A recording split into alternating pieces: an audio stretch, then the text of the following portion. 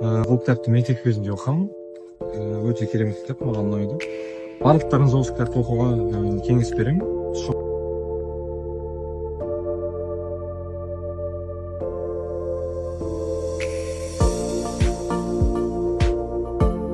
Мен осы ақ тілек кітабын оқыған болатынмын. Яғни бұл кітапта бізде әйел қоғамының теңсіздігі жайлы айтылған болатын. Бізде қазақ халқында, яғни осы әйел қоғамының теңсіздіктері жайлы көп айтылған. Осының бірі осы ақ тілек кітабы. Бұл өте күшті кітап. Мен бұны біраз күндер бойы оқыған болатынмын.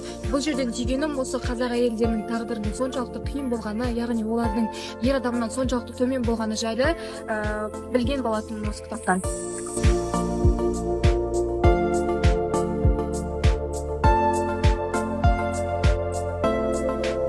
Бұл Жүсіпбек Аймауытовтың кітабы, яғни шығармалары. Оның ішінде екінші дүниежүзілік соғысы туралы айтылғаны бар еді, және де өзінің жастық шағы, балалық шағы туралы айтылғаны, сол кездері, сол жылдары қандай қиыншылықтар көргені, анасы және үйіндегі отбасы әкесінен айырылғаны, жастайынан әкесіз өсіп, анасының қолында тұрған жайында айтылған болатын.